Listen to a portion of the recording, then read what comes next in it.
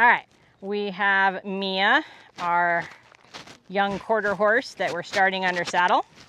And something that we're gonna demonstrate today is something that a couple of my clients had some issues with. Watch how your horse is moving. There you go. And that was when we asked them to soften their head and their shoulder at the same time. I was demonstrating how to do that with a training stick. Problem is sometimes it's hard for people to actually see if the shoulder is softening or if it's just moving away in a brace. And so I'm going to show today how we ask. Remember, the hand is going to be on the outside of the nose. If I'm going to ask this shoulder, the left shoulder, to yield softly away from me, that means she's going to be turning in a circle to the left, which means her nose needs to be more to the inside of the circle than the outside of the circle. So we ask for her to soften down first, make sure she's all soft there. And then, so that you know what this should feel like, you can actually put your hand right here and see if you can ask. Good job, but can you keep this head soft? Yes. Don't trip me, that would be great. No, you don't get to stick your head on the other side of me. I just, yes, good. Yes, very nice. Excellent job. So you can feel, and I'll have Alaire do it as well, when she tightens it and braces it, and you want to wait until you feel it just kind of melt under your hand and soften. So Alaire, I'm going to have you go ahead and try it, and you can try the other way if you want. So kind of turn her a little bit, move her a little bit this way so that they can see in the video. Move a little bit this way. Yep. Good. So you'll do it on this side. Yeah, right there is perfect. Remember, your hand needs to be on the outside. Yep. Because her nose needs to be this way, just a little bit, as she's turning, quote unquote, to the right. Yep, and you just put your hand right on that shoulder. And just ask it. Yep, and if the head comes up, not into you, not into you, not into you, now she needs to back up. Nope, stay where you were, stay where you were. You stay still. Just ask her to go back. If you need to slide your hand out from the other side of it, that's fine. But she is not allowed to come plowing into you. So we know for sure that she had a brace right there. Back her up. You can put your hand down underneath her. No, I mean underneath her head. Back her up a little bit more, because we're kind of on top of the camera now. Keep her soft. Think about lifting your shoulders, because she needs to lift hers. Yes, there you go. Good. So we know right away that she had a brace because she tried to plow through her handler rather than softening and bending around her. So Alaire's job there was just to get her to soften back up, soften in her head, and then try the shoulder again. I know, oh my gosh. You could probably soften, there you go, good. And direct your energy that way so she knows she needs to move. Yes, that's beautiful. And now, oh, don't let her go, honey. When her nose goes up, that is the wrong time to let go. You can slide your hand down so it's not blocking her nose on the other side, but you can't let go, because then she learns, oh, if I brace, then the pressure goes away. We don't want pressure going away if we brace. Yes. And see if she can yield that shoulder. Nope, we definitely don't. Nope, you got to stop her, back her up. She's plowing right through you. Yep, good. Soften that head again and ask for the shoulder again. And as I've mentioned, I don't edit these videos. These are all raw footage, so you see exactly what happens, good, bad, and ugly, when we're working. Don't take the pressure off. There you go, good. She's like, here, how about you be on this side? That would be great, thank you.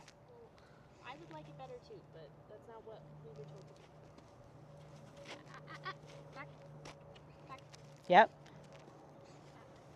And if you need to bring your hand, take your hand down the rope and don't have it on the other side for right now, that's fine. You can switch. We can adapt. Why do we have it on the other side? Because it's another, having the hand on the other side adds just kind of another pressure. And they do need to be able to soften when there is a wall or pressure on more than just underneath their head. They need to be able to feel things on both sides of their head and not decide that, oh, we need to lock up and brace. But if that's too much, go ahead and just bring your hand down the rope.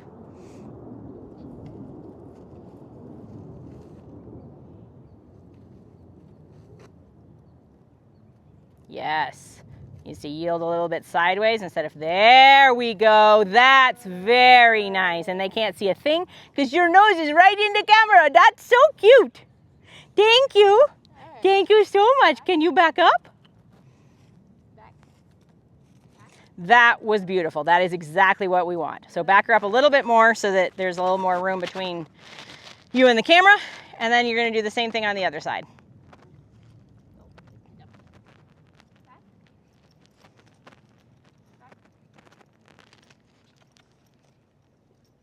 Good. And other side. And if you just want to hold the rope straight down to start with. It's all right, just ask it for her to, no, just ask her to soften up. There you go. Softening doesn't just mean down. Softening requires bend. Softening requires their brain to be present and engaged with you. So softening just isn't about lightness. Softening is about them being able to easily follow that lead rope or your leg or your body or your energy wherever it's going. And so you can soften up as well as down. So ask her to come up. Yep. And then back down and side to side. So this is what I call dynamic softening.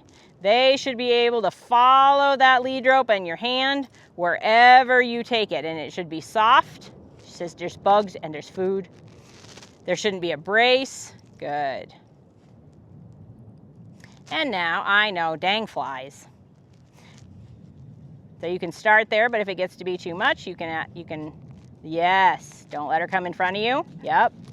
So now you know you have to just be up, just slide your hand down and you know to back her up just a little bit. Yes, good. And so now just ask from there. Yes, make sure that you're lifting your head up. There, that's beautiful. Except for we just swung our butt out, which means we disconnected our front end and our back end. So you can't end there. Ask her again. And if you ever see the front end planting while the back end moves, or the back end planting while the front end moves, unless you're specifically asking for it, which I don't at this stage in the training, they've just disconnected their front end from their back end, which means they have a little bit of brace in them, and that is not how we want to end. Yep, ask that shoulder to yield away from you.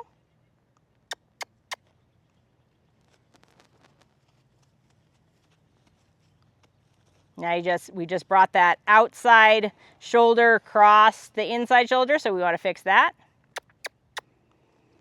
You can come farther down on the rope, honey. You're holding her a little, doing it that way, you're holding it a little bit close. I know, it's terrible.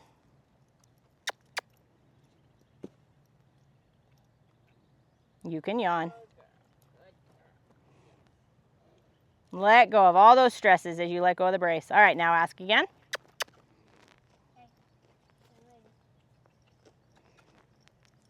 And ask her to yield away.